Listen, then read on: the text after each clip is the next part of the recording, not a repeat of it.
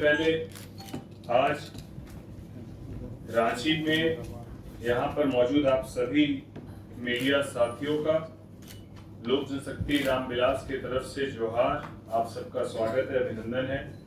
जैसा कि आप सबको पता है कि अभी झारखंड में विधानसभा चुनाव की तैयारी चल रही है।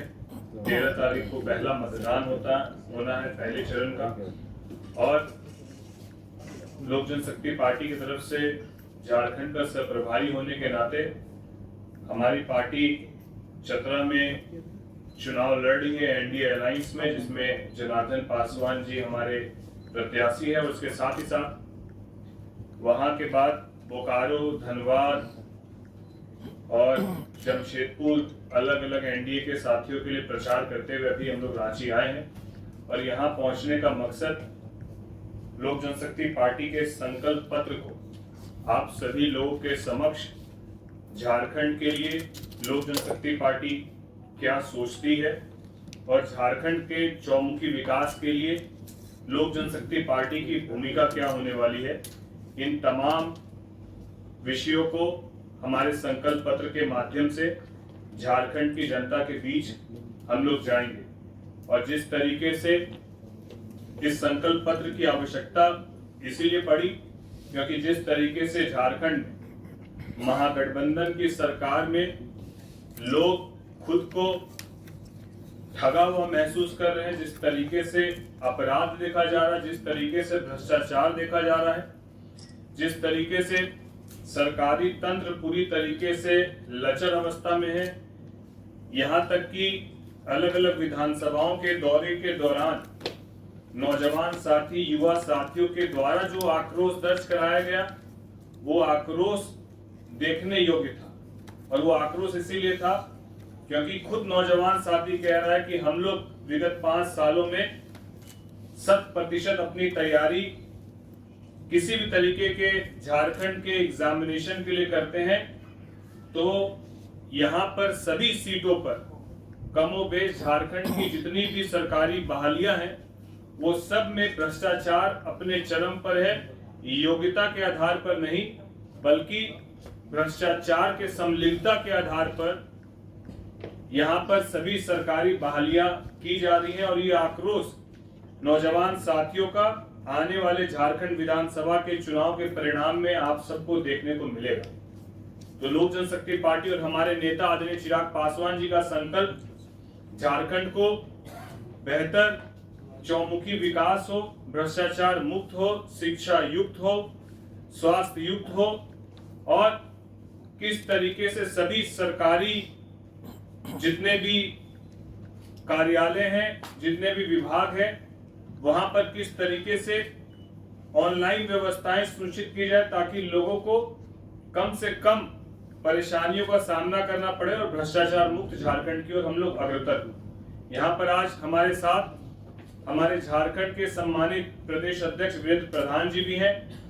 हमारे साथी हमारे भाई आदित्य प्रधान जी भी हैं, पार्टी के हमारे शिव जी कुमार जी भी हैं और अभिषेक राय जी भी है, सहित सभी हम लोग पार्टी के पदाधिकारी। हम लोग का प्रयास यही है कि झारखंड में चतरा सीट जो कि 50,000 से ज्यादा की मार्जिन से हम जीतने जा रहे हैं, इसके अलावा जितने भी हमारे एनडीए के साथी झारखंड में अलग अलग विधानसभाओं में चुनाव लड़ रहे हैं, एनडीए के उन तमाम प्रत्याशियों के लिए हम लोग अपना 100% देकर झारखंड को महागठबंधन से मुक्ति दिलाकर और एनडीए की सरकार बनाने के लिए हम लोग सब संकल्पित हैं। और इसी के साथ आज हम लोग अपने संकल्प पत्र को आपके बीच साझा करने के लिए आए हैं। संकल्प पत्र में कुछ बोलिए, उसमें क्या कुछ आपने बिंदु इंगित किया? संकल्प पत्र पे सारे ही विषय में आपको बताया, तो स्वास्थ्य से लेकर, शिक्षा से लेकर, भ्रष्टाचार से किस तरीके से निजात मिले उसको लेकर, आदिवासी समाज जो है उसको लेकर, जो पिछड़ा समाज है उसको लेकर, दलित शोषित वंचितों को लेकर, सभी विषयों को उसमें रखा गया। और उसकी पूरी एक ब्रीफ जानकारी जो है, एक डिटेल जानकारी आपके बीच हम लोग साझा भी कर रहे हैं, वो आपके बीच अभी हम लोग रखेंगे। इसमें सरना धर्म कोड को लेकर के भी है जनगणना संकल्प पत्र में। लेकिन आपकी पे क्या है आपकी लीडिंग पार्टी तो उससे लेकर कुछ कहती नहीं। कहती नहीं है इस पे। मौन है। देखिए, शरणा धर्म के प्रति हम लोग संकल्पित हैं और हमारे राष्ट्रीय नेता जब भी आए हैं उसके प्रति उन्होंने कहा है कि हम इसका जो है जो शरणा धर्म कोड जो है इसको हम लागू करेंगे। बिना उसके लागू किए यहाँ जो व्यवस्था जो हम लोग करना चाहते हैं वो नहीं हो पाएगा। इसलिए हमारी प्राथमिकता है कि हम लोग आएंगे तो उसको लागू करेंगे। आपकी लीडिंग पार्टी से इस विषय पे कुछ बात हुई है? ये तो सहमति तो बनती ही है। जब हमारे राष्ट्रीय नेता हैं जब बात बोल रहे हैं तो स्वाभाविक है वो सहमति बनाएंगे उस पर। जब जिस चीज पर वो डिटरमाइंड है कि हमको ये काम करना है तो जरूर उस पर सहमति बनाएंगे। महिलाओं को आप लोगों ने 2000 देने की बात की, आपकी लीडिंग पार्टी तो 2100 रुपए की बात करती है, आप 100 रुपए कम कर दे रहे हैं। एनडीए के अंदर में एनडीए के ही अंदर सभी है। लोग ये आप लोक लोग जनशक्ति पार्टी अपनी तरफ से देगी या उनका कोई मैनिफेस्टो में जो शामिल आप लोगों ने किया है वो कैसे करेंगे? वो तो मैनिफेस्टो के नहीं। हिसाब से ही चलेगा ना। देखिए, जो विषय आप रख रहे हैं कि महिलाओं को 2000 या 2100 की बात या जो लीडिंग पार्टी है उसको मानेगी नहीं मानेगी, जिस तरीके से हम लोगों ने बिहार में बिहारी फर्स्ट के विजन को रखा और एनडीए अलायंस के जितने भी हमारे सम्मानित नेतागण थे इस विषय को हम लोग एक सुझाव के तरीके से एनडीए के तमाम हमारे साथियों के बीच हम लोग रखने का काम करेंगे और इसको लागू करने के लिए हमारा प्रयास 100% रहेगा। जो बात आप कह रहे हैं कि हमारी ये सोच है कि 2000 होनी चाहिए, वो पहले से 2100 है, तो जो ज्यादा हो वो जनहित में वो बिल्कुल लागू किया जाएगा। ये हमारी सोच पहले से, एक मैनिफेस्टो हमारा पहले से बनाया गया था कि हम लोग को ये काम करने हैं। तो जब भी ये काम होंगे एनडीए अलायंस के सभी हमारे नेतागणों को विश्वास में रखकर ही किया जाएगा। ये 1932 जो खतियान का विषय है झारखंड में, एक पॉलिटिकल विषय नहीं, प्रधान जी आप तो जान रहे हैं।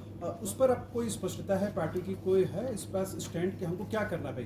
जब तक पॉलिसी आप नहीं बनाएंगे सिर्फ घोषणाएं करने से कुछ होता नहीं है। नौकरियां किसे देंगे, किसे झारखंड को परिभाषित करेंगे, कौन झारखंडी है कौन बाहरी है? इस विषय पर आपको पता है झारखंड कितनी बार जल चुका है।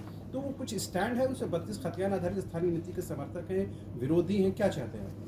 देखिए, हम लोग तो पहले से भी कहे हैं जो 1932 का है या उसके बाद भी जो बनाया रघुवर दास जी के समय में, तो उसको हम लोग जो बाद में जो बना यहाँ का जो उस पर हम लोग उस पर डिटरमाइंड थे कि इसको लागू किया जाए, क्योंकि उस पर सभी लोगों का जो 80 या 82 जिस समय तक 85 तक में उस समय तक में जो रघुवर दास जी जो किया था बहुत अच्छा किया था, हम लोगों ने सम्मान किया था।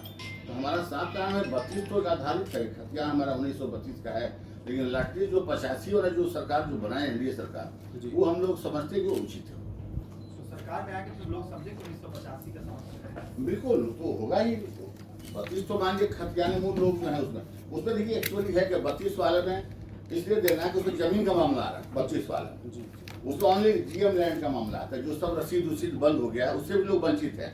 उसमें जब बैठ के पॉलिसी डिसाइड होगा उस समय इसको समझाना पड़ेगा कि 32 को भी मानना पड़ेगा और 85 को भी मानना पड़ेगा। 32 से इसलिए जो उसका बेचारे का जो अपना जो मूलभूत जो था सुविधा था, उसका जो जगह जमीन है जंगल है जो उसको वंचित हो रहा हुआ आदमी वो भी वंचित ना रहे, और जो बाद में जो लोग आए जो झारखंड में रहे पले बढ़े यहीं जन्मे उनका भी अधिकार है। जो बनाया गया था उसको और जो पुराना जो इश्यूज है हमारा जिस पर उस पर इफेक्ट आ रहा है वो दोनों को ठीक करना पड़ेगा।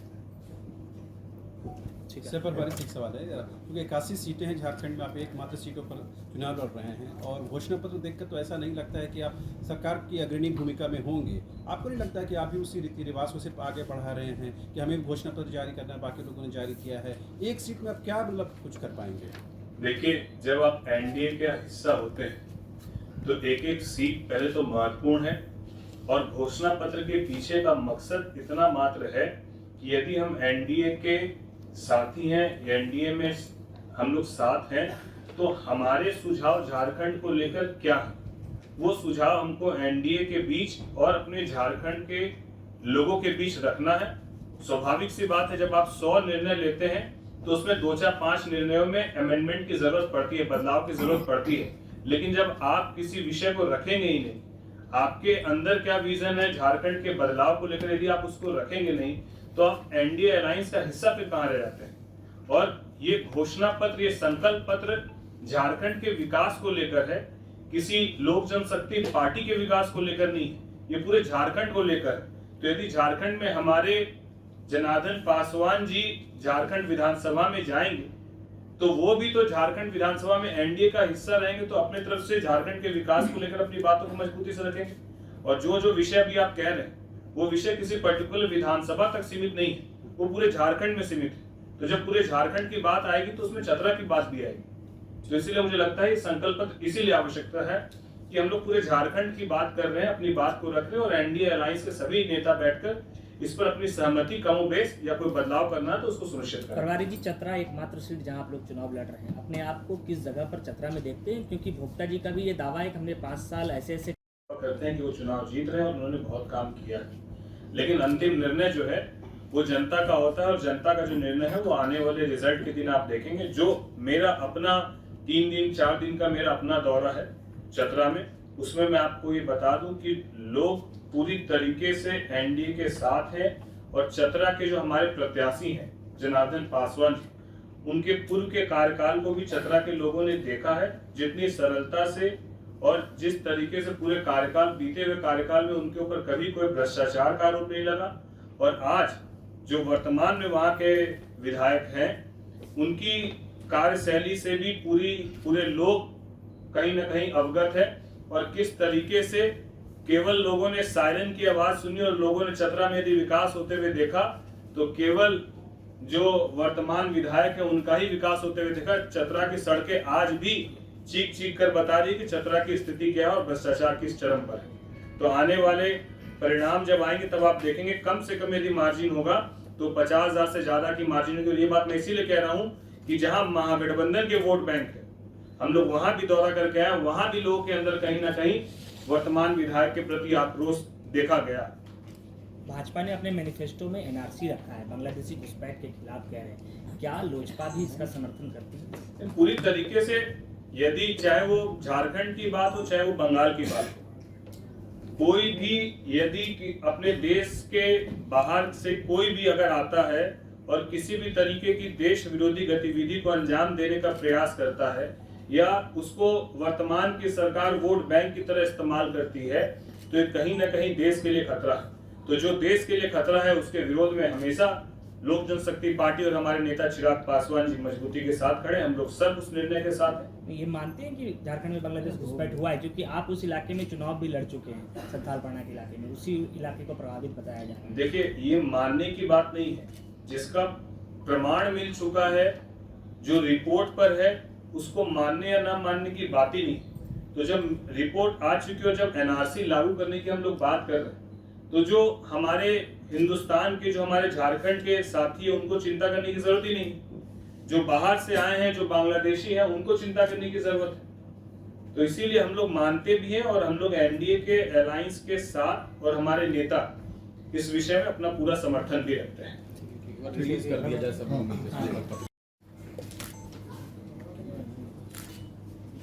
कैमरा